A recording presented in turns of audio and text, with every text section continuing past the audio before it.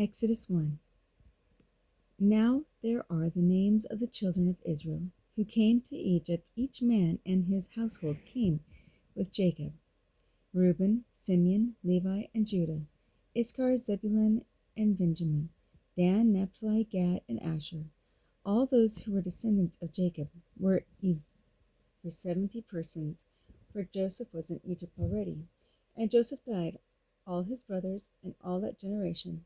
For the children of Israel were fruitful, and increased abundantly, multiplied, and grew exceedingly mighty, and the land was filled with them. Now there arose a new king over Egypt, who did not know Joseph. And he said to his people, Look, the people of the children of Israel are more and mightier than we. Come, let us deal shrewdly with them, lest they multiply, and it happen in the event of war that they also join our enemies and fight against us, and so go up out of the land. Therefore they set taskmasters over them, to afflict them with their burdens. And they built for Pharaoh supply cities, Pithom and Ramses. But the more they afflicted them, the more they multiplied and grew, and they were in dread of the children of Israel. So the Egyptians made the children of Israel serve with rigor, and they made their lives bitter with hard bondage, in mortar and brick, and in all manner of service in the field. All their service in which they made them serve was with rigor.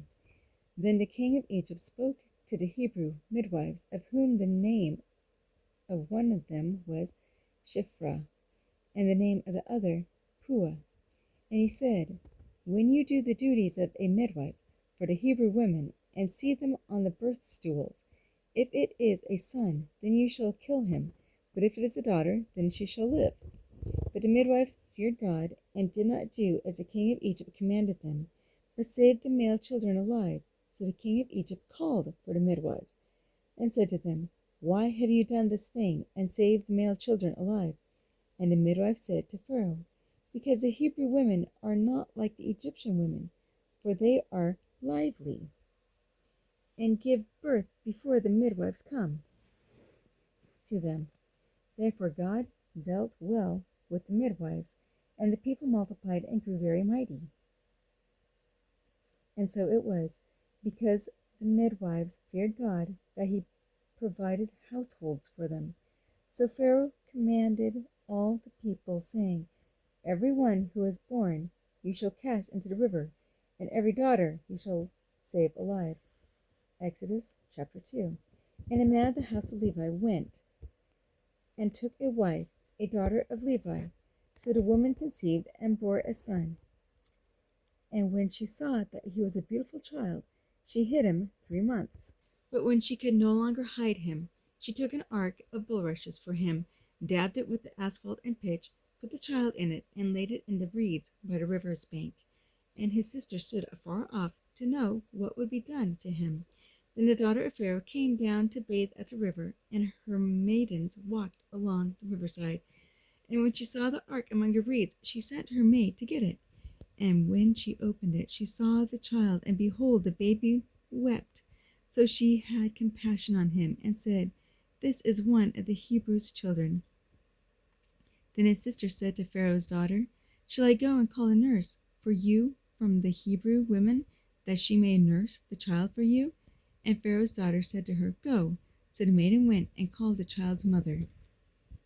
Then Pharaoh's daughter said to her, Take the child away and nurse him for me, and I will give you your wages. So the woman took the child and nursed him, and the child grew, and she brought him to Pharaoh's daughter, and she became her son. So she called his name Moses, saying, Because I drew him out of the water. Now it came to pass in those days, when Moses was grown, that he went out to his brethren, and looked at their brothers, and he saw an Egyptian beating a Hebrew, one of his brethren. So he looked this way and that way, and when he saw no one, he killed the Egyptian and hid him in the sand. And when he went out the second day, behold, he saw 2 Hebrew men were fighting, and he said to the one who did the wrong, Why are you striking your companion? Then he said, who made you a prince and judge over us? Do you intend to kill me as you killed the Egyptian?" So Moses feared and said, "Surely this thing is known." When Pharaoh heard of this matter, he sought to kill Moses, but Moses fled from the face of Pharaoh and dwelt in the land of Midian. And he sat down by a well. Now the priest of Midian had 7 daughters, and they came and drew water, and they filled their troughs to water their father's flock. Then the shepherds came and drove them away, but Moses stood up and helped them and watered their flock. When they came to Reuel, their father, he said, "How is it that you have come so soon today?" And they said, "An Egyptian delivered us from the hand of the shepherds, and he also drew enough water for us and watered the flock." So he said to his daughters, "And where is he? Why is it that you have left him? You have left the man? Call him, that he may eat bread." Then Moses was content to live with the man, and he saw Zipporah his daughter to Moses, and he gave Zipporah his daughter to Moses, and she bore him a son. He called his name Gershom, for he said, "I have been a stranger in a foreign land." Now it happened in the process of time that the king of Egypt died. Then the children of Israel groaned because of the bondage, and they cried out, and their cry came up to God because of the bondage. So God heard their groaning, remembered his covenant with Abraham and Isaac and with Jacob, and God looked upon the children of Israel, and God acknowledged them. Now Exodus chapter 3. Now Moses was tending the flock of Jethro, his father-in-law, the priest of Midian, and he led the flock to the back of the desert, and came to Horeb, the mountain of God. And the angel of the Lord appeared to him in a flame of fire from the midst of the bush. So he looked, and behold, the bush was burning with fire, but the bush was not consumed. Then Moses said, "I will now turn aside and see this great sight, why the bush does not burn." So when the Lord saw that he turned aside to look, God called to him from the midst of the bush, and said, "Moses, Moses." And he said, "Here I am." Then God said, "Do not draw near this place. Take your sandals off your feet, for the place where you stand is holy ground." Moreover, he said, "I am the God of your father, the God of Abraham and the God of Isaac and the God of Jacob." And Moses hid his face, for he was afraid to look upon God. And the Lord said, "I have surely seen the oppression of my people who are in Egypt, and have heard their cry because of their taskmasters, for I know their sorrows. So I have come down to deliver them out of the hand of the Egyptians, and to bring them up from that land to the good and large land, to a land flowing with milk and honey, to the place of the Canaanites and the Hittites, and the Amorites, and the Perizzites, and the Hivites, and the Jebusites. Now therefore, behold, the city of the children of Israel has come to me, and I have also seen the oppression with which the Egyptians oppress them. Come now, therefore, and I will send you to Pharaoh, that you may bring my people, the children of Israel, out of Egypt." But Moses said to God, "Who am I that I should go to Pharaoh, and that I should bring the children of Israel out of Egypt?" So he said, "I will certainly be with you, and this shall be a sign to you that I have sent you. When you have brought the people out of Egypt, you shall serve God on this mountain." Then Moses said to God, "Indeed, when I come to the children of Israel and say to them, 'The God of your fathers has sent me to you,' and they say to you, 'What is his name?' what shall I say to them?" And God said to Moses, "I am who I am." And he said, "Thus you shall say to the children of Israel, 'I am has sent me to you.'" Moreover, God said to Moses, "This you shall say to the children of Israel, 'The Lord God of your fathers, the God of Abraham and the God of Isaac and the God of Jacob, has sent me to you. This is my name forever, and this is my memorial to all generations.'" So they go and gather the elders of Israel together, and say to them, "The Lord God of your fathers, the God of Abraham, of Isaac, and of Jacob, appeared to me, saying, 'I have surely visited you, and seen what is done to you in Egypt.'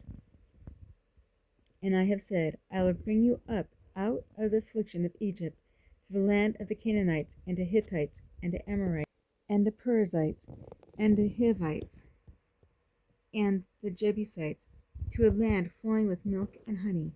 Then they will heed your voice, and you shall come, you and the elders of Israel, to the king of Egypt, and you shall say to him, The Lord God of the Hebrews has met with us. And now please let us go 3 days' journey into the wilderness, that we may sacrifice to the Lord our God. But I am sure that the king of Egypt will not let you go, no, not even by a mighty hand. So I will stretch out my hand and strike Egypt with all my wonders, which I will do in its midst, and after that he will let you go. And I will give this people favor in the sight of the Egyptians, and it shall be when you go, that you shall not go empty-handed, but every woman shall ask of her neighbor, namely, of her who dwells near her house, articles of silver, articles of gold, and clothing, and you shall put them on your sons and on your daughters, so you shall plunder the Egyptians. At that time Herod the Tetrarch heard the report about Jesus, and said to his servants, This is John the Baptist. He is risen from the dead, and therefore these powers are at work in him. For Herod had laid hold of John, and bound him, and put him in prison for the sake of Herodias, his brother Philip's wife, because John had said to him, It is not lawful for you to have her. And although he wanted to put him to death, he feared the multitude, because they counted him as a prophet. But when Herod's birthday was celebrated, the daughter of Herodias danced before them and pleased Herod. Therefore he promised with an oath to give her whatever she might ask. So she, having been prompted by her mother, said, Give me John the Baptist's head here on a platter. And the king was sorry. Nevertheless, because of the oaths, and because of those who sat with him, he commanded it to be given to her. So he sent and had John beheaded in prison. And his head was brought on a platter and given to the girl, and she brought it to her mother. Then the disciples came and took away the body and buried it, and went and told Jesus. When Jesus heard it, he departed from there by boat to a deserted place by himself. But when the multitudes heard of it, they followed him on foot from the cities. And when Jesus went out, he saw a great multitude, and he was moved with compassion for them, and healed their sick. When it was evening, his disciples came to him, saying, This is a deserted place, and the hour is already late. Send the multitude away, that they may go into the villages and buy themselves food. But Jesus said to them, They do not need to go away. You give them something to eat.